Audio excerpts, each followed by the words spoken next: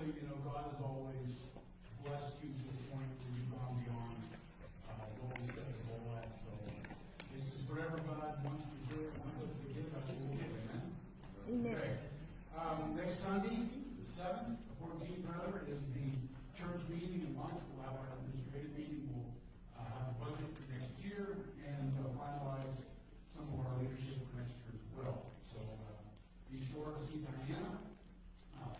She's going right now. She's got her report out. And we'll get lunch next week. We're the best. We eat and we eat and eat and eat. Every month, our meeting, and we'll do that some next week. And then our Christmas Eve service.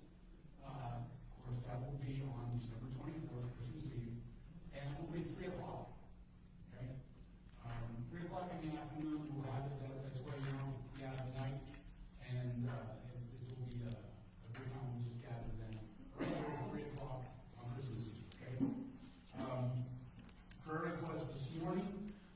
Pray that you will keep Debbie Fraser in prayer and her sister in prayer. Huh? Peggy. Okay, thank you.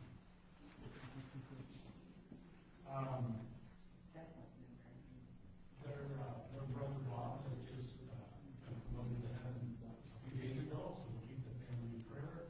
And for Naomi, and her brother Bob also was promoted to heaven this past week, and so keep both families in prayer through this time. And it's fitting that we talk about the Prince of Peace today.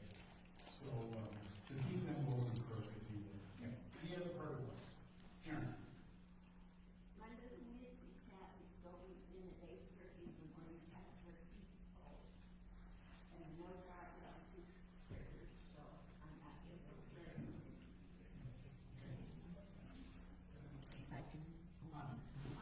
Our niece Rosie, her friend, committed suicide, and she found her, so she's struggling right now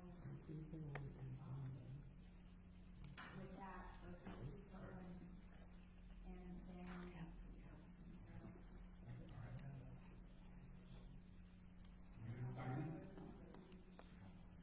this friend for my neighbor, Maxine, she's on ventilator, and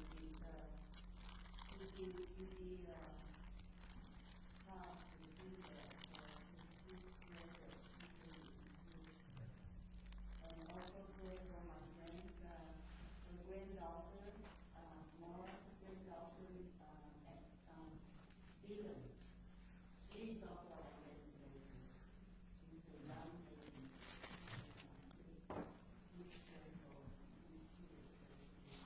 And my other member friends in Idaho, jail, we had a year release for prevent her to go pray. So hopefully when that recovery for her to be able to Rex.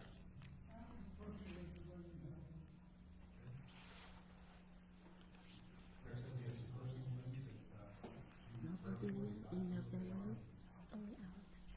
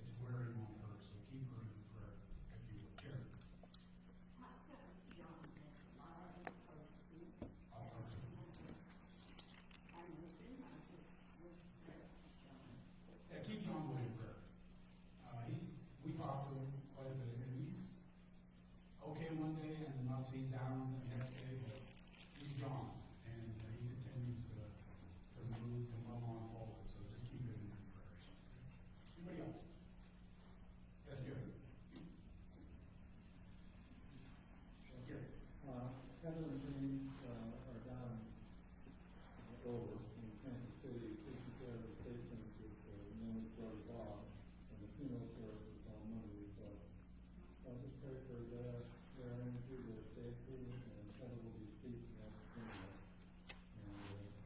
And she's not have a challenge with his father. But on the other side, when you have something that's able to do things for you like that, we're thankful as well. Continue to keep them in prayer as well. Keep Kay in prayer. Tried to get a hold of her yesterday, and I couldn't get a hold of her. She was last week. She was still at the hospital at St. Mark's in Salt Lake. She had pneumonia, but just keep her in prayer. And Ellie as well. Ellie is, Ellie is Ellie. She's a typical East Coaster, and she's a tough nut out. Keep her in prayer as well. So Kay said she was doing better, but she's still super weak, so I'm praying for her. Right. I talked to her. Oh, okay. Okay? All right, let's go to the Lord in prayer, and we'll continue on this morning. Father in heaven, thank you, Father, for the blessing and the great privilege of gathering together in your name as your church here in this place. God, we come before you to worship you, because this is about you and not about us. God, you're a God who brings comfort and peace to all aspects of our lives. When we try to do it on our own, we can't, God. May we focus ourselves onto you and allow your strength, God, to fill us. Allow your passion for the love that you have for us just to overwhelm us. That we would come to you, God, and we would just want to throw up our hands and just praise you and worship you, no matter what's going on in our lives around us. So God, in these prayer requests this morning, you know what's taking place in each and every one of them. You know that there are places where families need peace and comfort. But God, we also know that in some of those cases, we don't grieve like those without hope. Because the hope that you have brought us in the person of Jesus Christ. God, we want to lift up all these prayer requests to you this morning and ask that you just do your work in each and every one of them, God. We can trust you in this. And God, help us to be patient when the answer doesn't come right away. God, and just be satisfied with how you are working in the answer that does come. Because, God, it's your plan and your purpose, Lord, that matters. Father, we just thank you again. May your Holy Spirit move in this place this morning, and may you invade our hearts this morning, God, and draw us closer to you, God, during this time. Father, we thank you, and we praise you in Jesus' name. Amen. All right, now we're going to have the lighting of our education. We're going to have Tristan and Alex come this morning, and they're going to go ahead and sing this.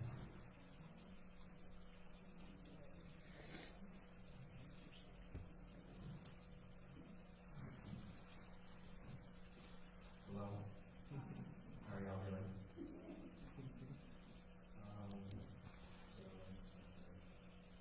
The second candle in Latin is the candle of peace. It is sometimes called the Latin candle to remind us of the grace of the Savior in the world we live for. Peace is a gift that we must be prepared for. God gives us the gift of peace when we turn to Him in faith. The prophet Isaiah calls Christ the Prince of Peace. Through John the Baptist and all the other prophets, God invites us to prepare our hearts so that He may come. Our hope is in God and His Son, Jesus Christ. Our peace is found in Him. We light this candle today to remind us that He brings peace to all who trust in Him.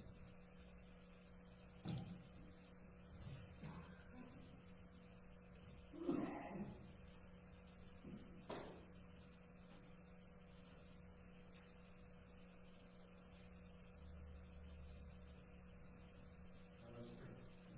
Loving God, we thank you for the peace you give us through Jesus. Help us prepare our hearts to receive Him and to bless our worship. Guide us in all the way of Savior. Thank you. We ask in the name of the Prince of Peace, Jesus Christ. Amen. Let's stand and sing.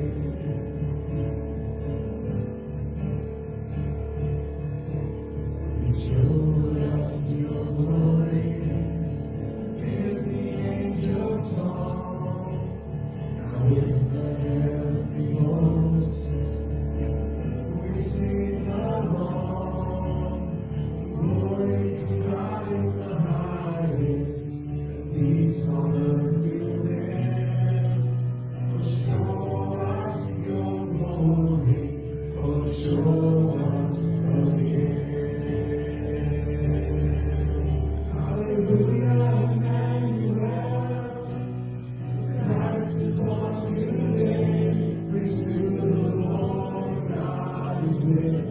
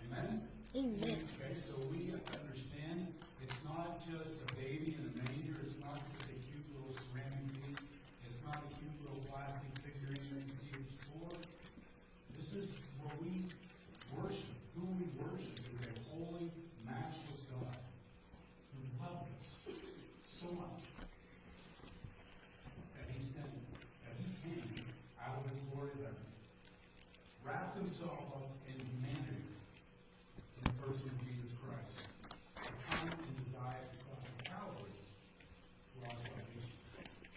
This is what this is all about. And yes, we have festivities, and we have festivals, we wear our nice dreads and our Merry Christmas shirts, and we decorate and we give gifts, and that's fine. But let us never miss the main point of why we do all this. Let us never miss the point that should be basically every day of the year we celebrate Jesus Christ. Amen? Because he's not just your Prince of Peace during the second Sunday of Advent. Okay? He's not just your Prince of Peace one time a year. He should be our Prince of Peace 24/7, 365 days a year. Because do we not have struggles all the other times in the year? Do we not have times when we're, all kittywampus and everything in life is kind of up in the air? And we need some sort of stability or some sort of rock to lean on? And where do we go to? And it's sad that during this time of the year is when you see most of the churches will give, I call them the CEOs kind of show up, the Christmas Eve thrones. But what about the other days? And remember, as I always tell you, worship is not a Sunday morning thing. Worship is a lifestyle. Worship for the Christian, for the believer in Jesus Christ, is how you live your life. And so do you do that daily? Do you wake up in the morning and praise God for another day? And Lord, I need your peace. I need your strength throughout this day. Man, once Christmas is over, we kind of go back into the routine again. And sometimes we can forget, and we can let that slip off. But let this be a start now today, that we just make a commitment daily, moment by moment to worship a holy, trustworthy God who loves us this much, our Prince of Peace. May we make time daily in our busy schedules to get into the Word of God, to pray, however that might be, and just saturate ourselves with Him. And you watch that next year will be different when we do it. This morning we're going to be in Isaiah chapter 9. In Isaiah chapter 9, there's titles in this passage, in verse 6. And, there's messages that have been preaching of what's in the name. And all the great names that are tied up with this. And don't get me wrong, these are great titles for the well-deserving king. And Isaiah was right on point when he gave these titles. But this morning, I want to focus on the Prince of Peace. Because we live in a time in biblical history, in our time now, where there's not a whole lot of peace in the world. There's a lot of chaos. And I'm going to tell you, a lot of the chaos we cause ourselves. Because we fail to look to the Prince of Peace.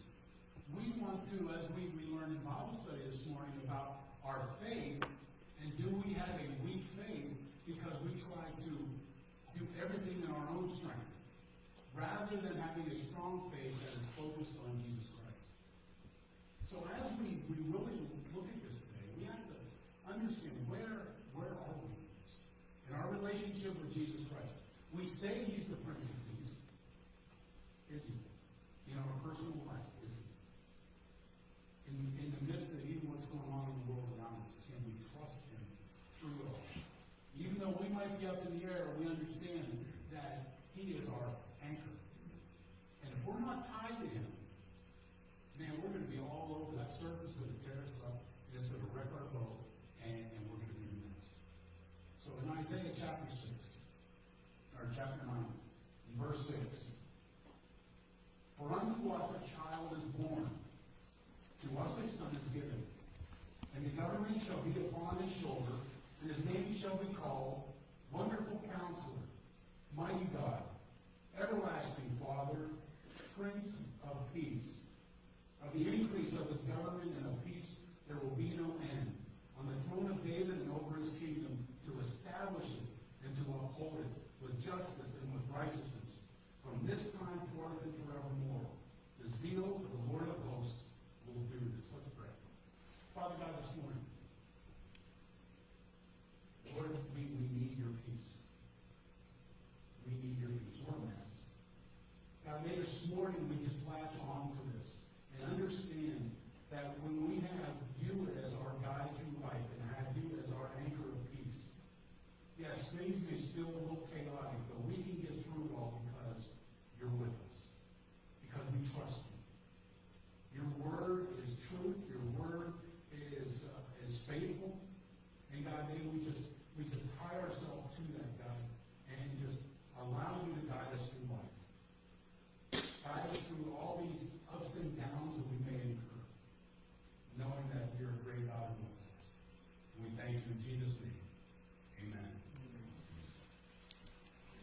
So, what does peace really look like?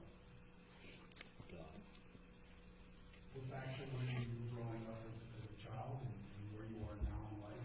Have you ever experienced times of peace in your life? So it could be different for each one of us and how we would define what peace really looks like. But a divine peace is much different. You see, humanity's peace, it can come in circumstances, can come in different ways. And one day you have it, the next day you don't. But when you have the Prince of Peace, that's constant. That doesn't change. He doesn't change.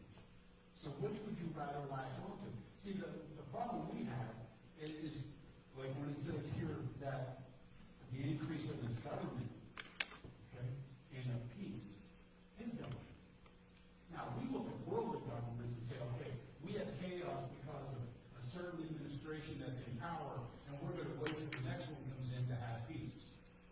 You see, and everything, and the tides always change. But when you have the Prince of Peace, Jesus Christ, that tide does not change. Your peace that's found in him is that place of stability that you can count on. So we just need to refocus ourselves, knowing that humanity is going to mess everything up. Man has messed things up since the beginning. And that hasn't changed. The only thing that has been constant and perfect through it all has been God himself. And so, where do you want to tie your ship up to this question? The definition of peace that I found: freedom from disruption, quiet and calm. Freedom from or the end of war or violence. That's what we looked at. But what about a spiritual internal peace? Have you ever thought about it? Are you at war with God? Are you at war with yourself internally? There's a lot of people in the world today that are. They don't know where to turn to. But as believers in Jesus Christ, we should know and be able to give them that answer and show them who Jesus Christ is, the Prince of Peace really is. But we struggle, and we look at the external things that cause disruption in our life, but do we really look internally? Do we look inside of ourselves and say, where am I falling short? In the Bible study that talks about when Jesus would heal the man's son who had seizures, and the disciples couldn't do it. And Jesus told them, "You faithless generation," because they were looking at their own strength rather than looking to him. So when we have this internal strife going on, and the first thing we want to do, we want to go to a self-help book. We want to look to some TV guru that can help us get through this, and we avoid where true peace really comes from. We avoid the Prince of Peace. There's a reason Isaiah put this in here, because Israel was struggling with this same thing. They were looking at the surrounding governments. They were looking at the king Ahab, wanting to bring in and do a deal with Assyria. So all this internal struggle is going on. They were trying to find peace by those external means, rather than looking to God, who says, "Ask me, and I'll give you a sign." And they denied me. You see, we got to stop denying those things that God brings into our lives, those signs that he wants to bring or he brings us, and we just want to push them off to the side because we figure, I got this. God, you're okay. If we're really going to really strive and have peace in our lives, we really need to firmly start looking at the Prince of Peace himself. So, in this passage this morning, let's take a look at this. Let's break this down a little bit. Who is the Prince of Peace? The Prince of Peace is a divine gift that God himself sent in the person of Jesus Christ, who he himself came out of heaven. So let's not make any mistake about that. The Prince of Peace is Jesus Christ. Even though it was prophesied 700 some years earlier in the book of Isaiah, this Prince of Peace is God himself, tied into John chapter 1. You have to. Because John, the Gospel of John, he got this. Jesus Christ is the Prince of Peace. He is the Son of the Master of the universe. Okay? And the son of a king is a prince. That's just common sense. I mean, we learned it, right? Through the way that kingdoms are established. And that's who Jesus is. In John chapter 1, verse 14, and the Word became flesh and dwelt among us. And we have seen his glory. Glory as the only Son from the Father, full of grace and truth. So again, John 1, verse 14, verifies what is taking place by the prophet Isaiah in chapter 9 of the Prince of Peace. Jesus Christ is him. He is the one. Jesus, the Son of God, is the Prince of Peace. Do you affirm that today? Without any hesitation. Church, do you affirm that?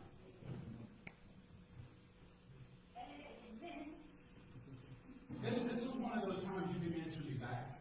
Amen. Okay, because this is important. Because this is part of our profession of our faith. Professing Jesus Christ really is. And if we do not believe it internally, how can others who come into contact with us believe it? When they're struggling with things. If we're not believing it and showing it, how can we expect them to? So church, it's beyond time that we start to stand up and speak out and be bold about who we are in Jesus Christ. So do you believe that Jesus is the Prince of Peace? Amen. I know you can do better than that anyway. Anyway, let's start. I do that purposely because we do. We're in a time in biblical world history where the church can no longer just be silent. There was a time when the church was very vocal and great awakenings happened. Okay? And if you've been aware of what's going on in the country right now, there are more great awakenings happening. When even the president is proclaiming Jesus Christ in the White House to the nation, which you haven't seen in ages, something is happening. Okay? I don't care what party, but when the leader of the nation starts to invoke the name of Jesus Christ, okay, something is happening. God is moving. Look along the college campuses. The revivals that are taking place from the Gen Z. They're starting these revivals on the campuses. And we're seeing more and more students come to Christ. More and more are turning their lives over to Jesus Christ. We can no longer afford to be silent. We have to turn our workplaces up on its end. We have to turn our schools up on its end, all for the cause of Christ. We can't no longer just sit back and say, I'm afraid. I might get fired. I might get thrown out of school. I might get ridiculed. Who's your Prince of Peace? If he is truly your Prince of Peace, those things don't matter. Yeah, you have to have wisdom. I can get that. But if you're trusting God enough, will he not take care of you?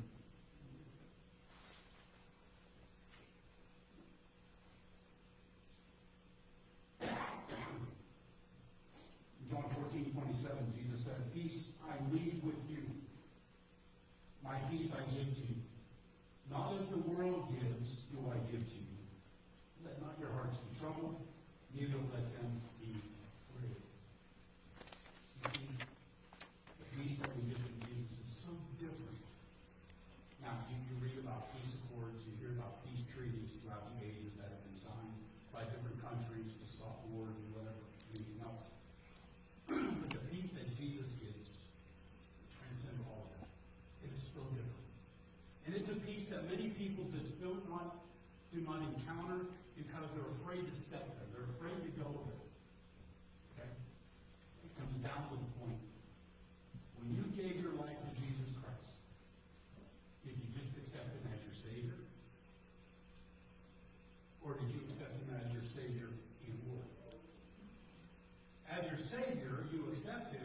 And he affords you a place in heaven as your Savior. He has saved you from your sin. Because with sin in your life, you can't enter into the kingdom of heaven. Because of what Jesus did at the cross, when you accept him as your Savior, you are cleansed of your sin and you can go before a righteous God. Okay? Holy God. But the other part of this, as Lord, do you allow him to control your life? Do you allow him to lead your life? Do you allow him to be your Prince of Peace in your life? You see, you have to take a look. Is Jesus your Lord and your Savior at the same time in your life? Because that's going to make a big difference how you view peace. Because if you don't, if Jesus is not your Lord, you will only strive after peace as the world will see it. That's the only kind of peace you're ever going to really know or understand. But when he becomes your Lord, man, the peace that he offers you transcends all of that. It is so different. And it doesn't matter what the rest of the world does or might think about that, because you have that peace of God within you. Okay? So understand, Jesus is the one who brings that. He is the Prince of Peace. Now, what kind of peace does he give? Okay? Jesus came to bring us peace with God and the peace of God. They are not the same things. First, he brings us peace with God, which is that spiritual peace, where one is in reconciled to Almighty God. Okay? Okay? So to have peace with God means that you have confessed and repented and been forgiven of your sins. That's the spiritual side.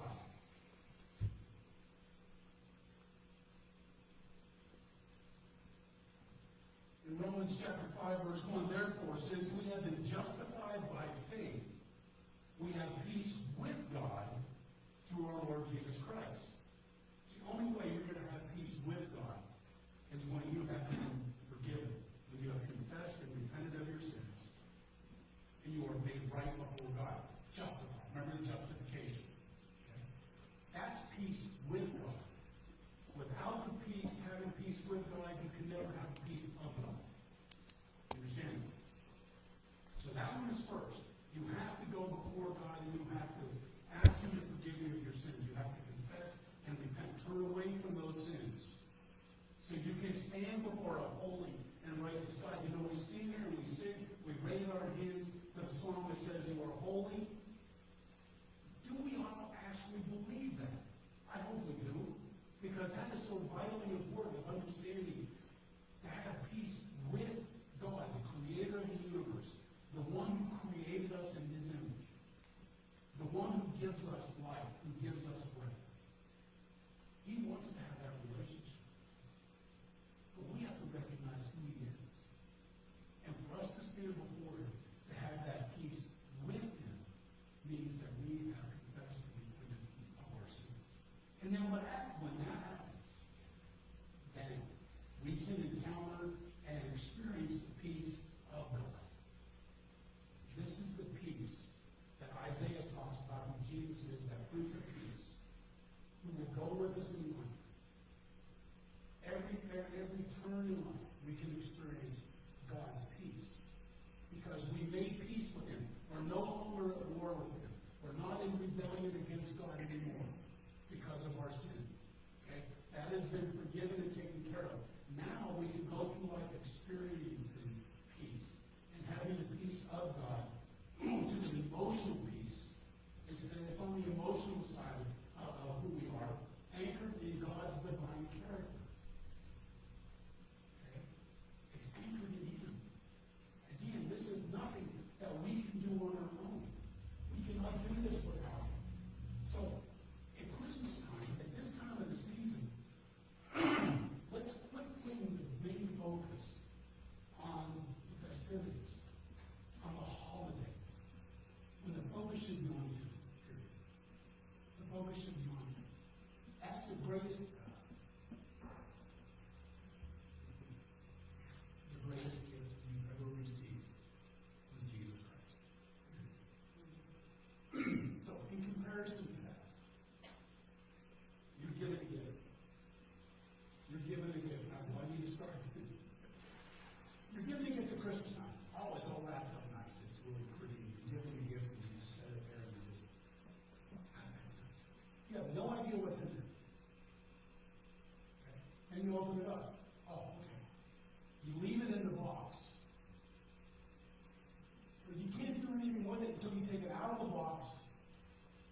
doing whatever it was intended to be used for. The same thing is with Jesus. God came. God came to earth to dwell among us. He came and he was bringing himself as the gift. He places it right in front of us. Half the time we don't open it. Oh, that's pretty. That's a nice little manger. That's a nice little gift that God sent. Sometimes we'll open the lid and just let it sit in there and it's okay, God, you're good inside that box. My box, my gift, but you're good inside of that. You see where I'm going with this? We've got to let God out of the box. We've got to take him out, accept the gift, and allow the gift to be used for what it's meant for. You see, Jesus was meant to bring us peace with Almighty God and give us peace throughout this life that we live here on this earth as sojourners. That's why we're to take him and use the gift that he's given to us. Okay? So Jesus came to make peace with God for us and to give us God's peace, have peace of God as we go through life. And that's so we must have peace with God, spiritual peace, before we can experience the peace of God.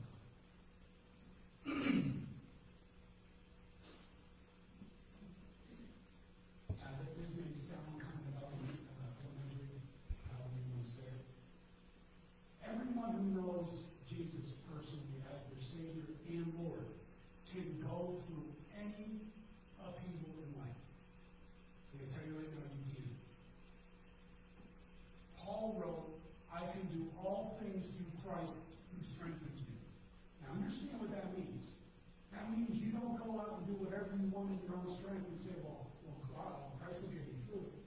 No, he created you with a brain. So you can't go up to a tall building and jump off and say, well, God will get me through this, so let me fly. No. It's whatever, when you have the peace of God, because you make peace with him, when you have the peace of God going through life, you can get through anything that comes your way. It might hurt. You might have some bumps and bruises along the way, but I'm going to tell you what, when you come out on the other side of that, you're going to be so much stronger. Why do you think James says, consider it all joy, the trials that you incur? Think about that. He understood that you're going to go through these things and you're going to get beat up, but you know what? Your faith is going to be strengthened.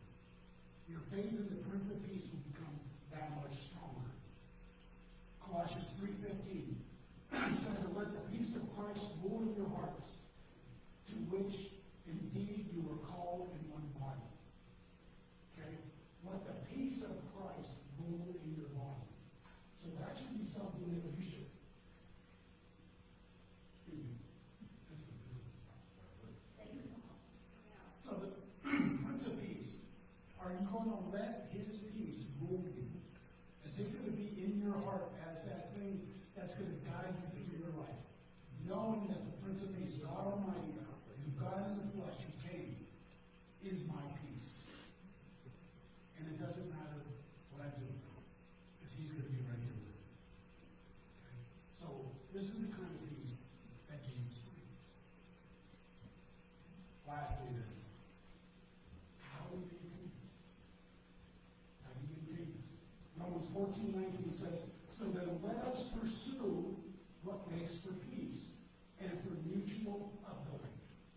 So if you have the peace of God in you, and you're walking through life with the peace of God, you can then exude that peace to others, and they're going to be able to see that. So we need to be a people maintaining the spirit of peace with those around us. Okay? And we'll have the strength to do that now. Is the world going to overly accept that? Probably not. Okay? The rebellious world will look at us and say, you're just some kind of Jesus freak. And we're going to see them say, amen, yes I am. Yeah. But you know what? The peace of Jesus is what gets me through all this. And he can do the same for you. You don't retaliate back. You don't want to throw spears and darts and everything at them. No. You bring them the peace of Jesus. Because they're going to see it within you. In 1 Peter chapter 3, verse 11, let him turn away from evil and do good. Let him seek peace and pursue it. So as a believer in Jesus Christ, we are to be seeking the good.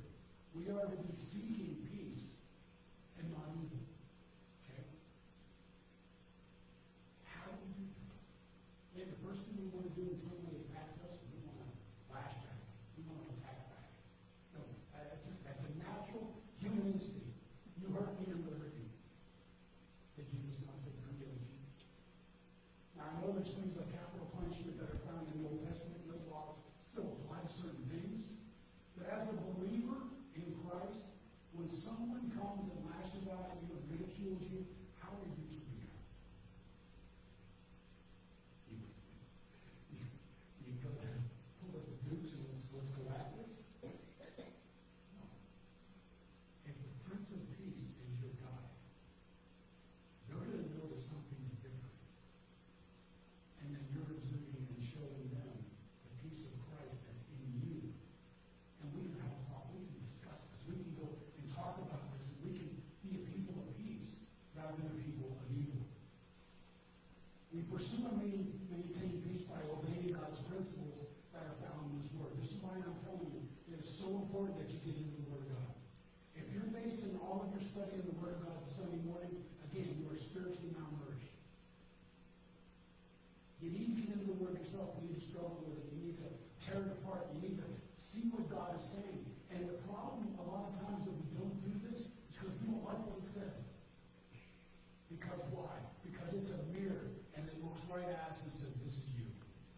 And we can't handle it. But this is where God can deal with us. This is where the peace of God can really penetrate into our lives when we allow His Word to speak to us. So we have to obey God's principles. And one of it is to be in the Word. Psalm 119, verses 165 and 167. Great peace have they who love your law, and nothing can make them stumble. I obey your statutes, for I love them greatly. How many of us can really say that about the Word of God?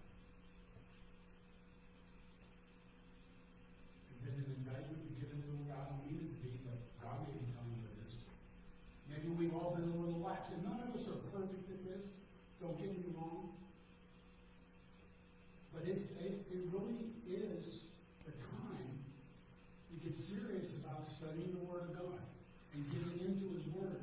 Because obeying His principles is one way that we can experience the peace of Christ in our lives and maintain that peace throughout our life. Another way is focusing on God's presence. When's the last time you felt God's presence in your life? Well, God's not here. He's not walking on the earth. Did Jesus not say, I will leave, but another will come? I will send the helper.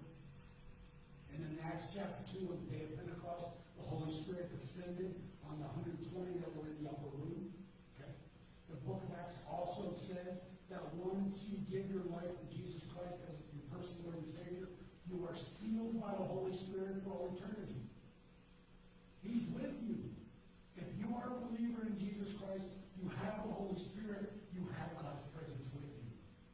The reason why we haven't maybe felt His presence is we allowed that flicker, that flame to be quenched. Because why? Well, you can fill in that way. We all have reasons why we've done that. You know, I told our youth group this morning, I was very honest with them. I've had seasons of being out in the wilderness in a dry time in my life. It's hard to pray. It's hard to read the Word of God. But what do you do with it? You just quit? A lot of us do. No, you keep on going. As hard as it might be, you just do it. You know, it's just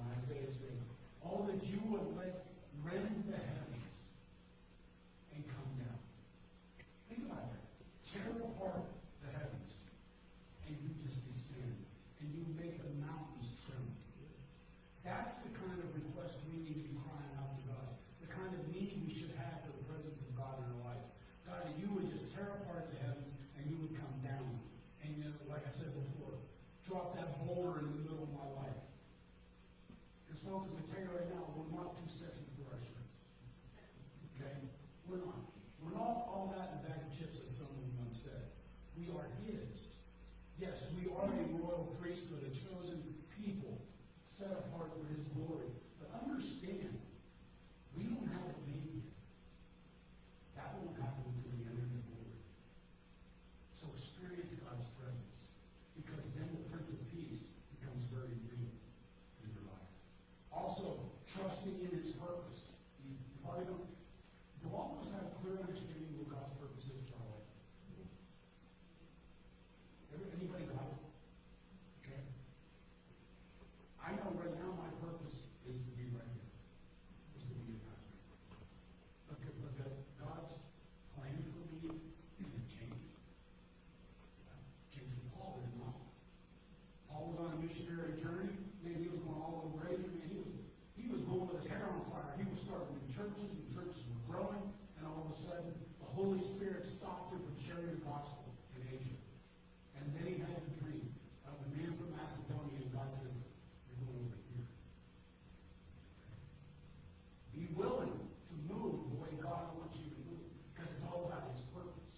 But you have to understand that you have to trust in His purpose and plan, even when it doesn't make sense. Habakkuk didn't understand, but he trusted God in it all. Proverbs 3, chapter 3, verses 5 and 6. Even when things don't make sense, we have to trust God's purpose. Trust in the Lord with all your heart and lean not on your own understanding. In all your ways acknowledge Him, and He will make your path straight. You see, His thinking is so much different than ours. Okay? If it's left up to us, we'll drive off the cliff. Okay? When it's left up to God, He'll stop us where the cliff's at. Okay?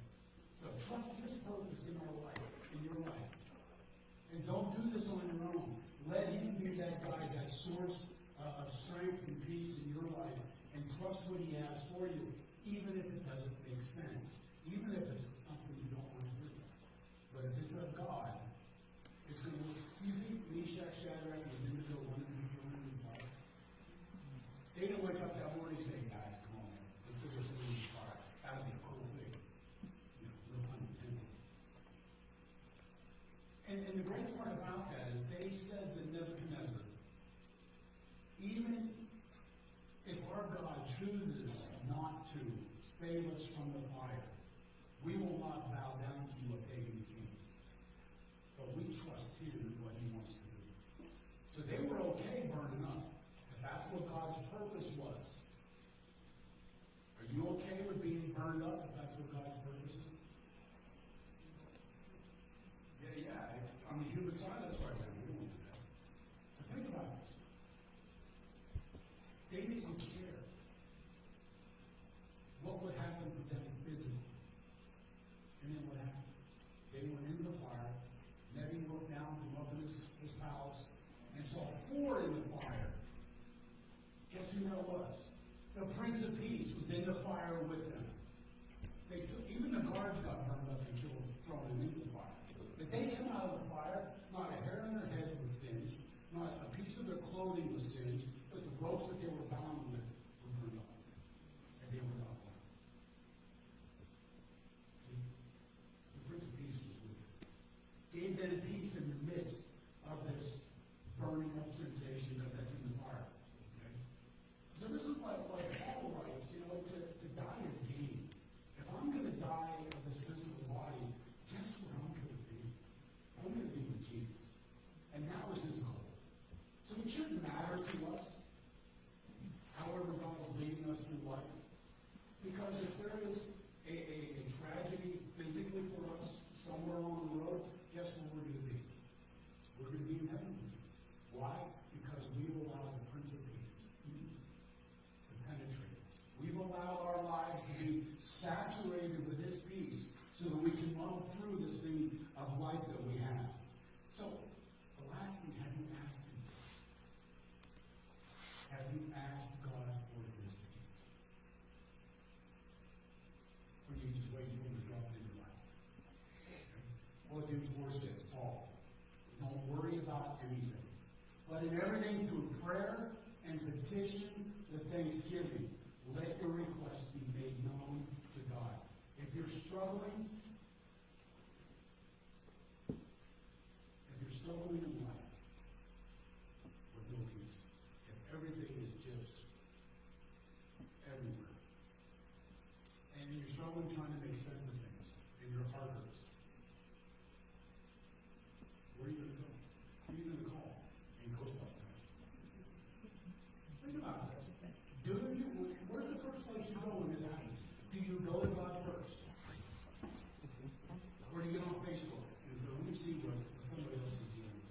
Let me see what this church down the street, how they deal with this. And all of a sudden, God is over here on the side like, I'm right here. You're struggling with peace, and you want to know who the Prince of Peace really is? Ask God. Ask Him. The book of James teaches us very clearly. Go to God. Ask Him. The one who is generous with His mercy, generous with what He wants to give to us. Ask Him. Be fervent in your prayer. Don't give up with it. And I'm going to tell you, the first 5 minutes into that, you asking God, and you don't feel nothing, don't be like you normally do and say, well, He doesn't want to give it to me, so I guess I'll look at something else. No. The fervent prayer avails much. You keep at it. You keep praying until God does something. How about that? And if God doesn't give you an answer right away, you don't do anything. You wait. And then that's something we don't like. You know? That wait thing is like, ugh, I can't wait. Sometimes we have to. Because maybe we're not ready yet to receive what God has to give to us. But when is the last time you asked Him for His peace? You know, we all deal with different things day in and day out. And we try to muddle through them on our own and our own strength. And man, sometimes it becomes a bigger mess than what we started out with. We just need to take a step back. First, we need to understand, are we right before God? Are we in right standing before Him? Have I any unconfessed sin that I have not confessed it? Have I not repented, turned away from sin that I have supposedly confessed? Because when we start there, and we allow Jesus to come and bring that forgiveness to us, then we have peace with God. We are in right alignment, right standing with Him. Our heart is in agreement with His. Then as we go through, then we start asking God, God, please give me your peace. Wake up in the morning, you know that there's an important meeting you got to go to, or there's something you have to deal with that day. And do we ask God for His peace as we go into it? You know, you kids in school, you may have a big final test going on. When's the last time you asked God for His peace in the middle of that test? As you take that, it makes a huge difference. So, Jesus Christ, God in the flesh, who came and dwelt among us, is our Prince of Peace. Will you make Him yours today? That's a I will be. Let's pray. Father, we thank you, God, that we don't have to do this on our own. Father, you're there with us.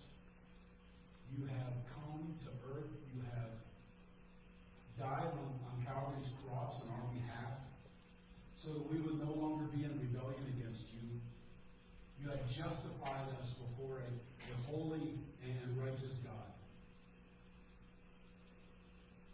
You rose then from the grave, giving us that hope for eternity, that one day, when this is all over, we will spend that eternity with you. God, I pray this morning that we would just take this seriously about allowing you to be our Lord, our Prince of Peace in our daily lives and everything that we do. And we would no longer try to fight through these things on our own. To understand that we are weak in a lot of ways. And we have limitations to what we can do, but you have no limitations. Your resources, your provisions are endless. God, may today be the day that we just